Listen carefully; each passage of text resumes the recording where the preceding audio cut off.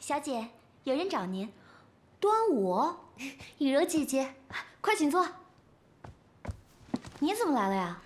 我来看看你。这个是我在家蒸的糯米糕，这个是我炖的糖水，还有这个是三黑最爱吃的江米条。等等，你是特意给我送过来，是不是找我有事啊？我想求你帮个忙。哎，可千万别说求，只要是我能帮上忙的，我一定帮你。你能做的？什么忙啊？要我帮？生孩子。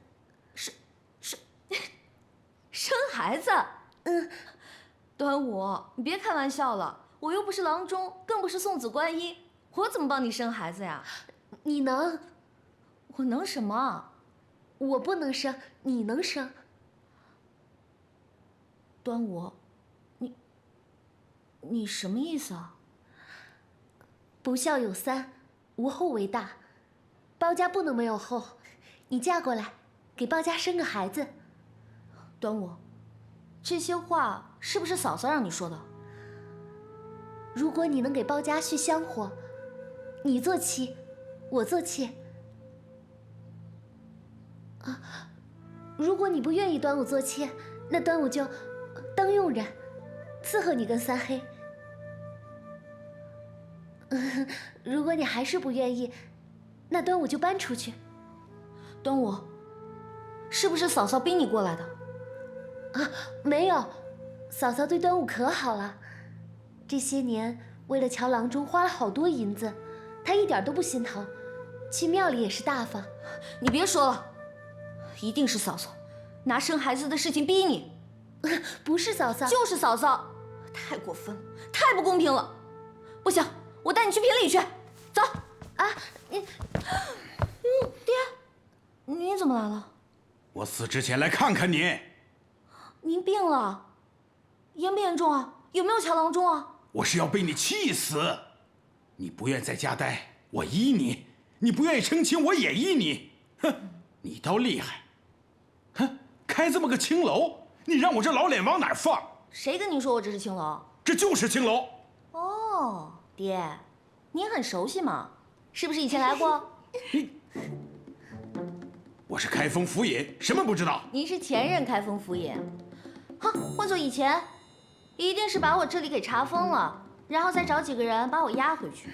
不过现在嘛，要不我找2个姑娘给您弹个曲儿？哎，老板换了啊，规矩改了，概不赊账。哎，我到开封府告你去。告，赶紧去告去，告赢了我请您听曲儿。你走了，端午，走。雨柔。哎，包大人，包大人，那老家伙得理不让人，你怎么能答应他呢？把他轰走不就完了吗？开封府是个讲理的地方，由不得你们想抓就抓，想放就放。可他明摆着就是在讹咱们，他们全家人的命凑在一块都值不了200两，我们上哪弄那么多银子赔给他呀？是你们先讹人家的，你们自己去想办法。包大人，当初是尹大人让我们这么干的，案子棘手，他抓不到真凶，让我们俩抓个假的去顶罪，你不能把屎盆子都扣我们哥俩头上吧？尹大人让你们杀人放火，你们也干？你让我们杀人放火，我们照样干。是尹大人让你们干的，你们就去找尹大人要银子去。别跟着我。嘿，我说这咋办？老板，哎呀，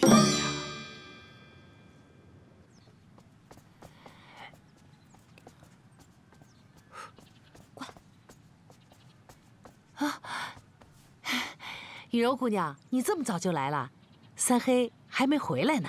我不找他，我来找你。哎呀，这提亲的事儿应该让你爹来，哪有姑娘家自己找来的？谁跟你说我是来提亲的？我是来算账的。雨柔姐姐，你算什么账啊？当初我想嫁给包拯，你不愿意，你说端午才是他需要的那个人。可是端午现在生不出孩子来了，他就不是包拯需要的那个人了吗？而且你要我嫁进来我就嫁进来，这公平吗？这对端午公平吗？好，那嫂嫂就给你算算这笔账。三黑喜欢你，你喜欢三黑，当初我愣是不让你们成亲，这对你们公平吗？不公平。端午一直伺候三黑，因为他生不出孩子，所以我让三黑休了他，这对他公平吗？更不公平。是啊，现在我让你们俩成亲，又不用端午生孩子，他作为妾室伺候三黑，这不都公平了吗？对你想想，公不公平？不公平。端午不愿意，端午受了委屈，那就是不公平。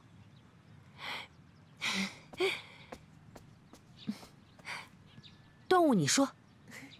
雨柔姐姐，我愿意，我一点都不委屈。雨柔姑娘，哎，是嫂嫂不对，当初耽误了你们的姻缘。嫂嫂这不想补救吗？你不就是想延续香火吗？哎呀，延续香火是没错，你想想，等你俩成了亲，3年5载的，再生几个孩子，这院子就不会冷清了。你说，是不是这个道理啊？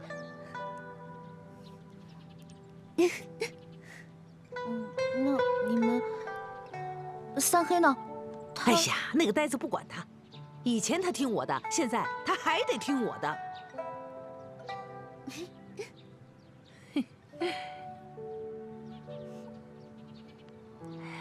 我先回去了。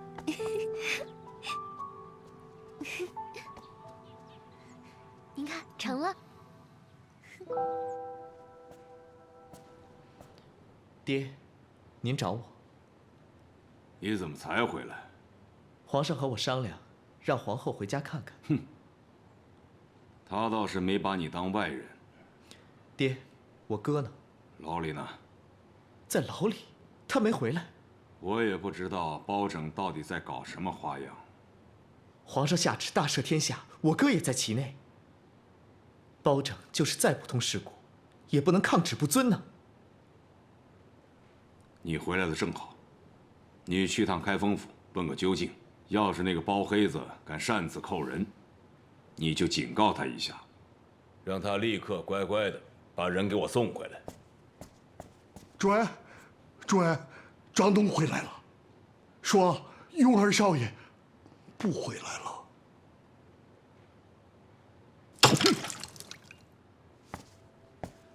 老爷，公子说，少爷说他要住在听雨楼。听雨楼，那不是刘父当年的杀猪场吗？他住那儿干什么？少爷听说听雨楼是读书人饮酒作诗的地方，雅致。说要住在听雨楼读书。什么乱七八糟的！叫他给我滚回来！少爷说他不想窝窝囊囊的回来。哦，还说让您别去找他。老爷，小的多句嘴，少爷真的变了。这3年在牢里天天读书，还写了好多诗赋呢。你跟你们少爷说，叫他乖乖的给我滚回来，要不然这辈子就别踏入这个大门。老爷，少爷让我回来，取点银子。滚！是。爹，您还不了解我哥吗？您这么说，他肯定是不会回来的。哼，我就是不这么说，他也不会回来，爱回来不回来。听雨楼，他住那儿干什么？君不见黄河之水天上来，奔流到海不复回。君不见高堂明镜悲白发，朝如青丝暮成雪。少爷，您这首诗写的实在是太好了，连我这不懂诗的人，我听了都浑身起鸡皮疙瘩呀。这首和以前的比怎么样啊？那跟以前的比，这首诗那都通通不值一提。这是李白写的。李白写的？不是少爷，这是您的字。不学无术，无可救药。没事多跟小爷学学，多看看书。我再给你念一首。曲项向天歌，白毛浮绿水，红掌拨清波。少爷，我知道，这首诗不是你写的。你怎么知道的？因为这是首儿歌。你再听一首。好，少爷你说。鹅鹅鹅鹅，鹅鹅鹅。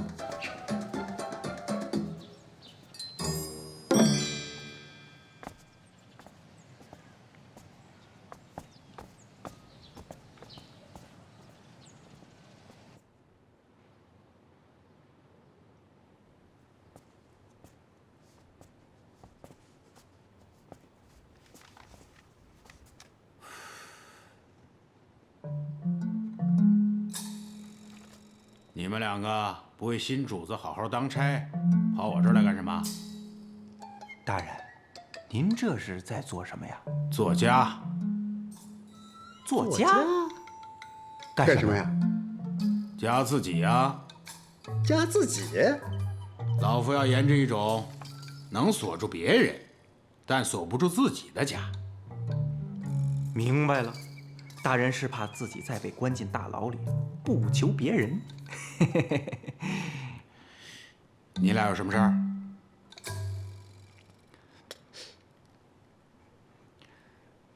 大人，在包黑子手下做差，不如在您手下做差舒服，又苦又累，而且还没有时间过来看您。我们今天是特意抽出空来看看您，看看您。黄鼠狼给鸡拜年，到底什么事儿？快说。哥，你说。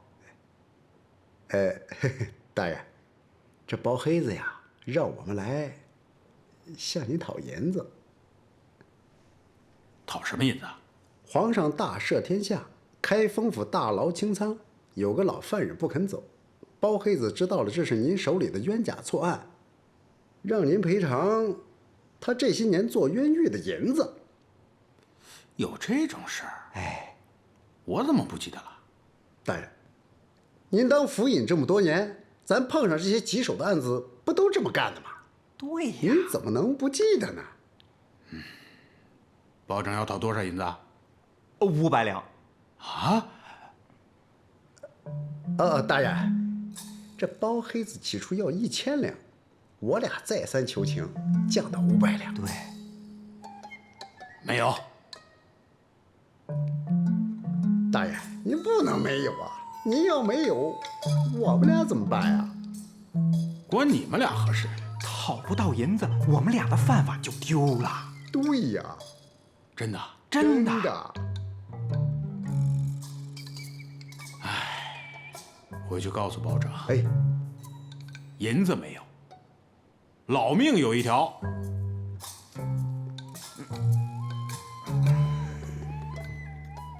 走吧。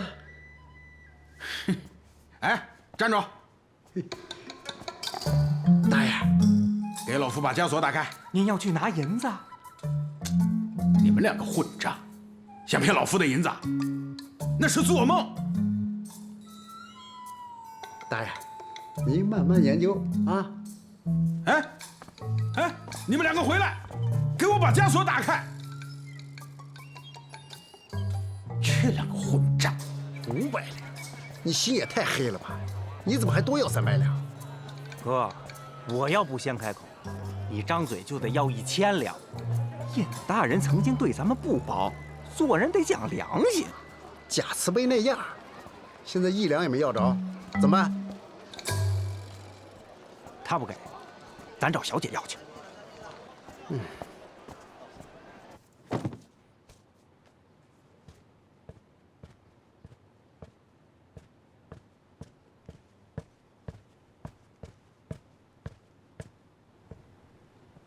您真要告女儿？对，我要告我的女儿尹雨柔，忤逆不孝，不嫁人不说，还开了个青楼，她是要气死老夫啊！您稍等。尹前辈，不嫁人好像不犯法，开青楼，听雨楼那个地方我知道，早就不是青楼了，现在就是个吃饭听曲的地方。至于忤逆不孝，故意要气死你。法典上有，是重罪，要流放的。您仔细说说他怎么顶撞您的，我给您做主。哎，行了，不用替老夫查这些，老夫比你清楚。坐。哦，保长，我听说你让王朝马汉找我要500两银子。500两，不是500两，是200两。这两个混蛋，不管多少两，你还真敢找我要银子？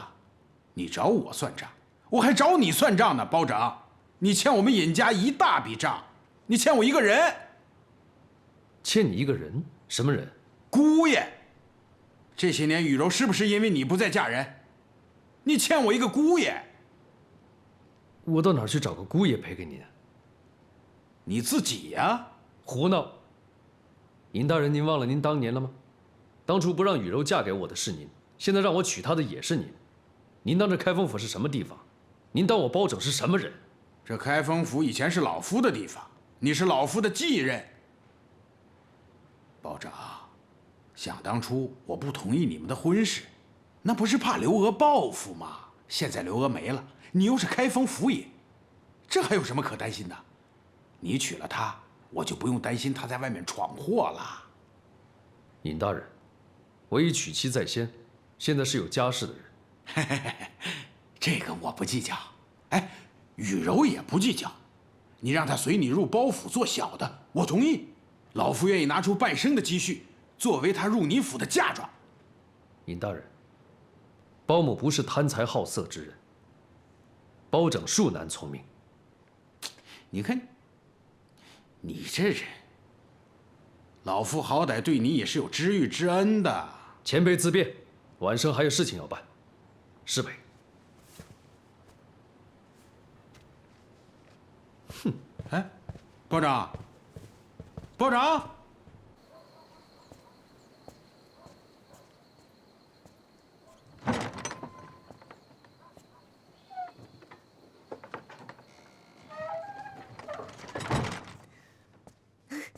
三黑，你回来了。嫂嫂歇息了。歇息了。你怎么还没睡？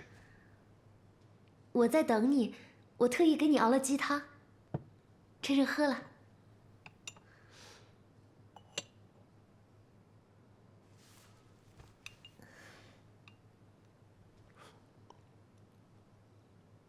你有话要跟我说？你怎么知道？你的眼睛告诉我了。我的眼睛告诉你，我想说什么了吗？你很愧疚。嫂嫂又带你去烧香拜佛看郎中了。我又让嫂嫂失望了。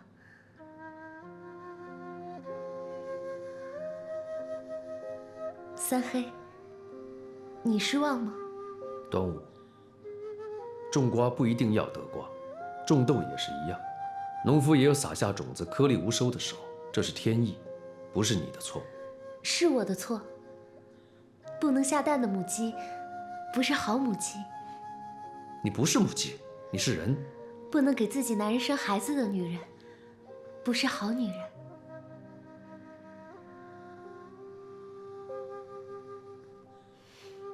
三黑，你想有自己的孩子吗？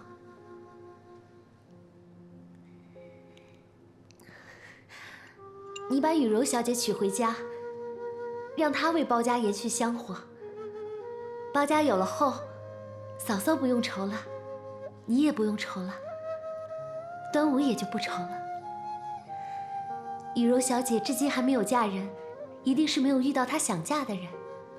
她和她爹一定也发愁，你把她娶回来，她和她爹就不愁了，咱们皆大欢喜。端午，你为什么会想出这样的主意？这个主意不好吗？不好。我觉得好。要不是当时嫂嫂不同意，你该娶的是雨柔小姐。我知道你这些年不快乐，你不快乐，我就不快乐。但是端午，你不该这样委屈自己。我不委屈，你不答应我，我才会委屈。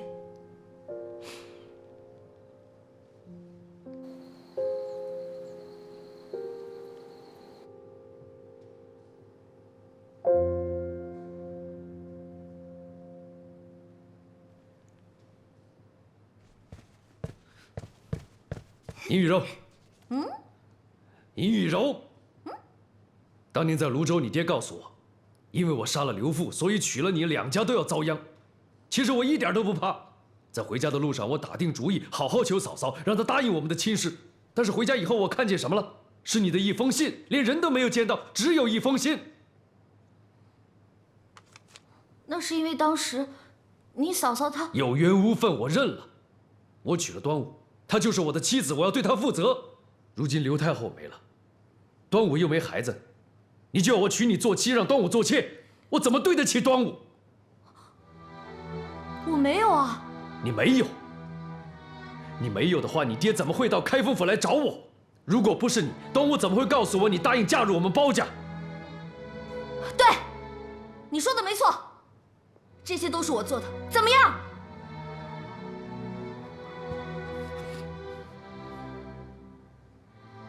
我永远都不会娶你。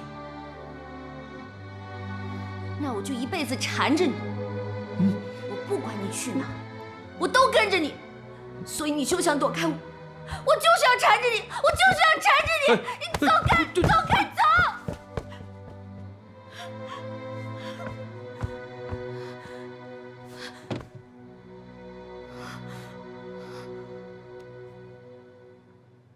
张公子仗义坦荡，大胆敢为，但多败于时运不济，造化弄人。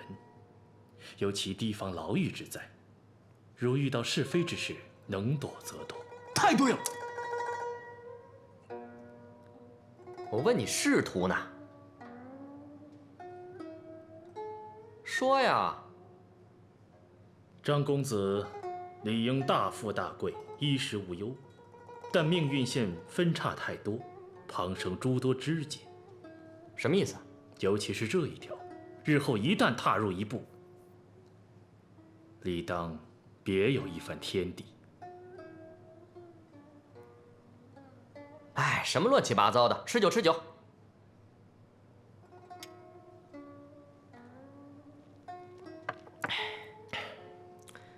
你这个人不但诗写得好，还懂麻衣相术。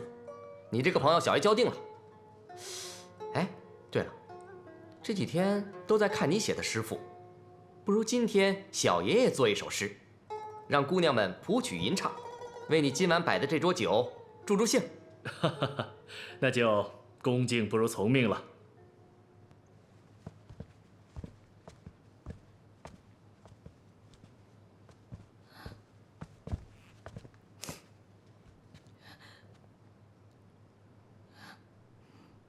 小姐，你咋哭了？你是不是也被人欺负了？哎呀，我就打了个哈欠。哎，什么意思啊？什么叫也被人欺负了？怎么了？小姐，你在缺人不？干啥都行，不快这差事实在是没法干了。怎么了？出什么事儿了吗？人家当差是为了安身立命，我们哥俩赔本赚吆喝不说，弄不好还得把命搭上。谁敢要二位叔叔的性命？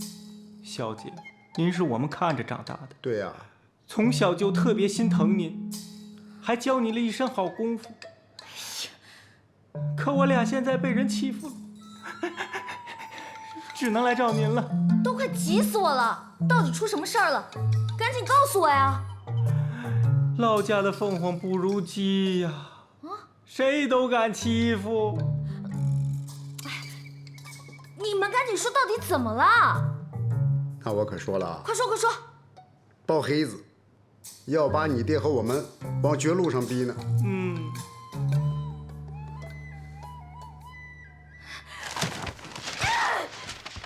这个包黑子欺人太甚！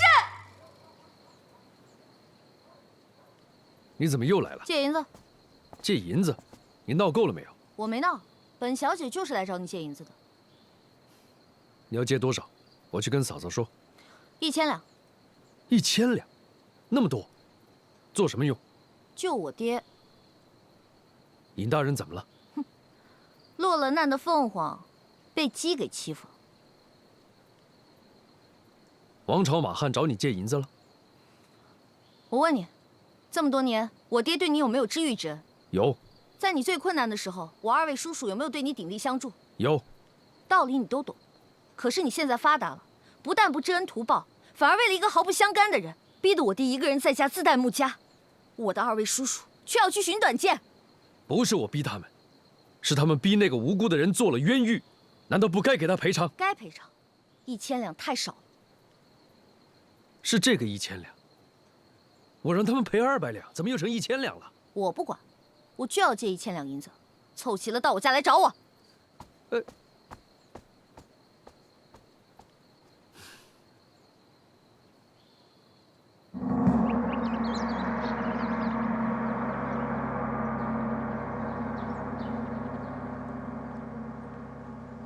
皇上，皇上，上钩了！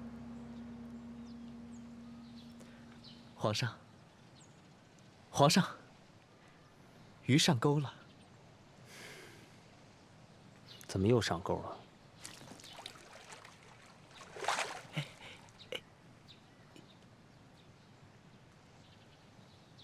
皇上，你看，这条鱼个儿大。才一会儿的功夫，桶就装满了。这些鱼是饿死鬼投胎吗？皇上，你有所不知啊，奴才们知道先皇喜欢钓鱼，所以这池子里都是些草鱼和扁鱼。这2种鱼呀，肚大贪吃，又喜欢结队抢食，所以特别容易上钩。朕钓鱼是陶冶情操，不是让你们哄着玩的。朕不钓了，把鱼倒进去。是。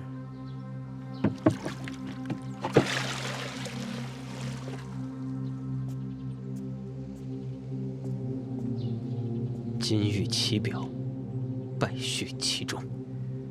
皇上还在为国库空虚的事忧心，何止是忧心？延州一战，虽是击退了夏军，但也打光了银子。这几天的折子，没有一个不是向朕催银子的。军费、官俸、灾款，年年水涨船高。朕已经把和你姐姐结婚的银子缩减了1大半，可还是填不满一个省的空缺。我大宋的江山和这池塘有什么分别呢？冗官、冗兵，泛滥成灾，一个比一个贪得无厌。他们除了张大嘴要食，就会去搅浑水。朕恨不得把他们一个个罢免，换个满池清净。怕就怕，这鱼还未净，皇上就先一步溺水了。恕臣斗胆直言，皇上现在水性尚浅，还不足以鱼死网破。难道要朕坐以待毙吗？未必。你有何高见？春闱在即，皇上何不在这个鱼塘里撒些有用的鱼种？待它们长大了以后，替皇上扫清道路。春闱，你指的是科举？正是。那是为了你爹和王延龄养的清道夫。皇上，要是换了养鱼的人呢？换谁？范仲淹。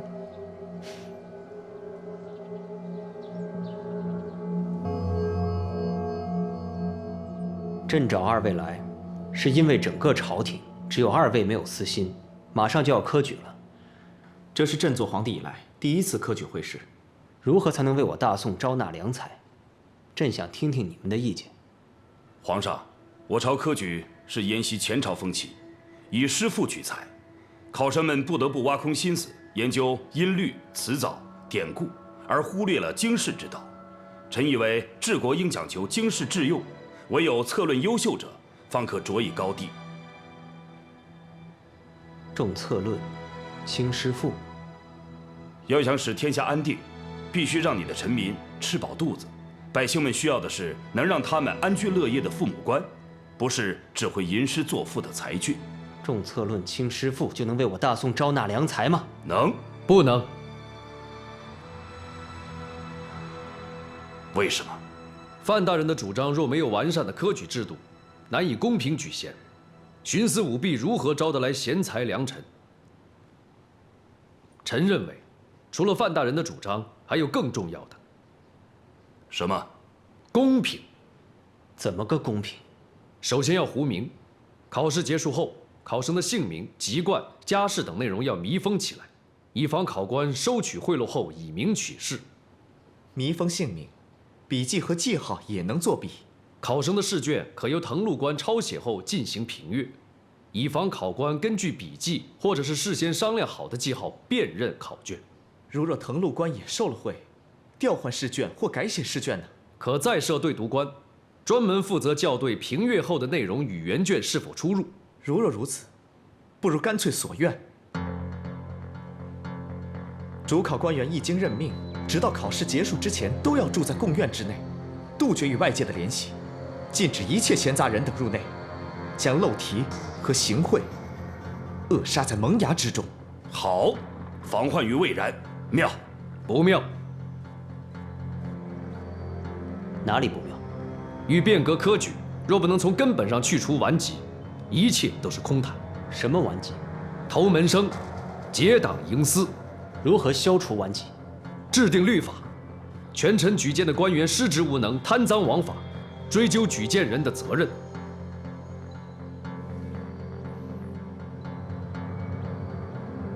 范爱卿，臣在。你来主持科举，为朕招纳良才。臣接旨。包爱卿，臣在。你来起草律法，为朕消除顽疾。臣遵旨。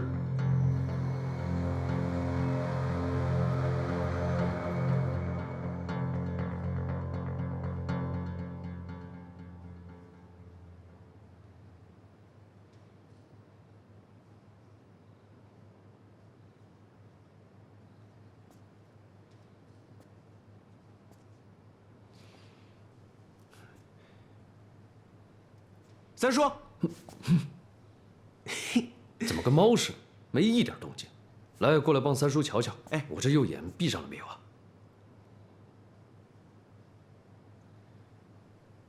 没有。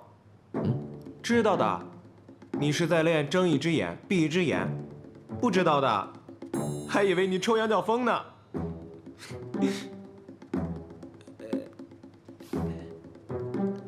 就要科考了。书读得怎么样了？不怎么样。那还不快去读书？三叔，求您帮个忙呗。什么事情？听说今年主持科举的是范仲淹范大人，他不是您最好的朋友吗？你想干什么？听说这一次是重策论，轻诗赋。不知是中什么策论，您帮我问问呗。三叔，不是我不用功读书，也不是想走什么歪门邪道，我这么多年来一直苦读诗赋，范大人他说变就变，我这么多年来不是白辛苦了吗？你觉得三叔会帮你去问吗？即便三叔真去问了，范大人也不会说。正是这样，我们俩才能成为好朋友。臭味相投，跟您做一家人真是倒霉。你说什么？我说，您这辈子都练不好睁一只眼闭一只眼了，死了这条心吧。干脆啊，让我娘给您缝个眼罩戴上得了。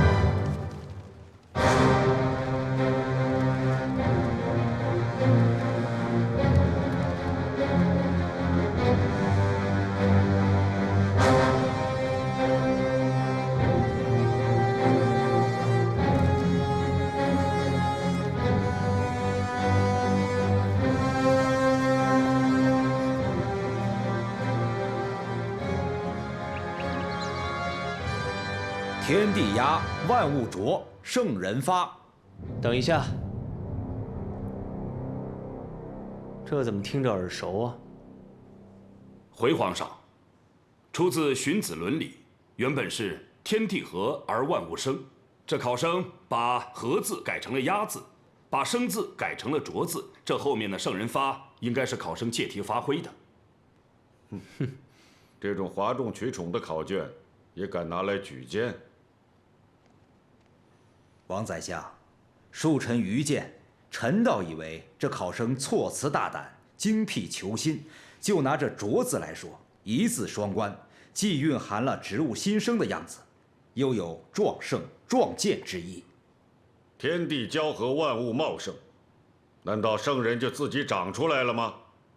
动辄三皇五帝，尧舜禹周，看似浮华淫巧，实乃迂阔荒诞。既然要以策论取士，何不多一些真知灼见？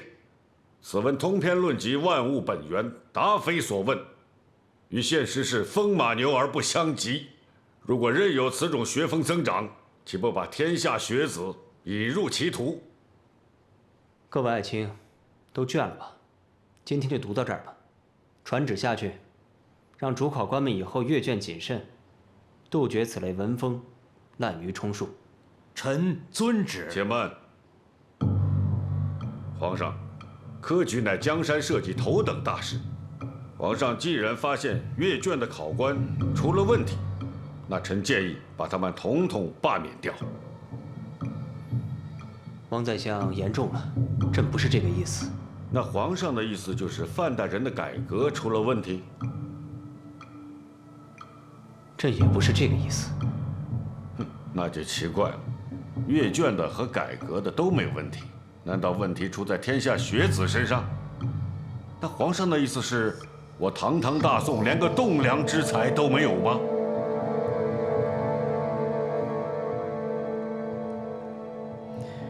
有。有什么？皇上，王大人，据臣所知，在武举的考生中，有一个不可多得的人才。武举？哎呀，别跟着我了，跟你说不行就是不行，别再来烦我了。不是，我出双倍的银子。你出多少倍银子都没用，姑娘们不想唱你的诗赋。他们那些酸词烂调的天天唱，我的诗句句发自肺腑，他们凭什么不唱？因为你的肺腑太肮脏。我不跟女人一般见识。我出3倍银子。哎，行了行了，真是。那我就勉强答应你吧。我去跟如烟还有柳絮商量一下。先说好了，如果他们2个都不愿意，那我可就真没办法了。他们俩，不行，我不能让他们俩唱我的诗。整个天玉楼就他们俩不识字，我还得去碰碰运气呢，看他们愿不愿意。他们愿意，我还不愿意呢。小爷我自己唱。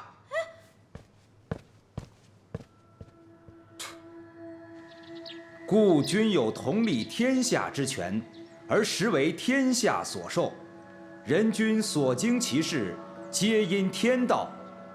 盖时新先例，时政既举，汉宣之化不难治矣。臣不识忌讳，甘冒臣言，不胜战力允越之志。臣谨对。答得好，王宰相、范大人，你们觉得呢？皇上，的确是一篇不可多得的好文章，可惜啊，不是一篇治国安邦的好策论。此话怎讲？臣之所以把试卷命名为“先天下之忧而忧，后天下之乐而乐”，就是为了让考生能够把百姓放在首位，为国之担忧分愁，为黎民百姓出谋划策。而这个试卷中处处讨论的是君权之道，实乃是本末倒置。怎么本相越听越糊涂啊？谁是本，谁是末呀？民为本。以下犯上该当何罪？当斩。那天下是谁的天下？是天下的。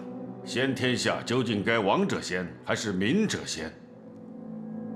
皇上贵为天子，但天子并非天下。正所谓，乐民之乐者，民亦乐其乐；忧民之忧者，民亦忧其忧。那天子岂不是天下第一大管家了？不是管家，是东家。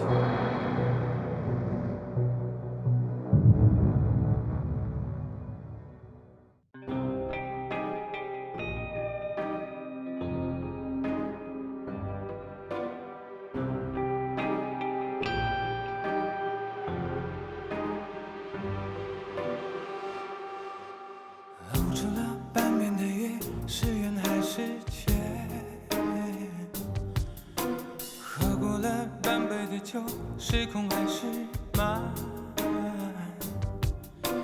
初心总是比结果看上去热情大方，真相从来就简单。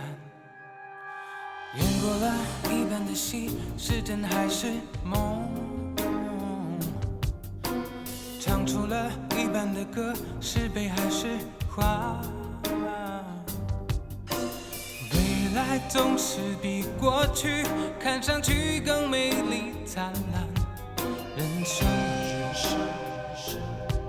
人生本就是梦幻，不要说江湖爱恨两难，那不要说世道善恶难断，大江东去，只留下了风流人物，千古流传。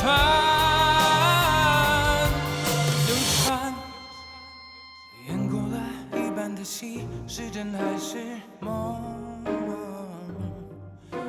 唱出了一半的歌，是悲还是欢？未来总是比过去看上去更美丽灿烂。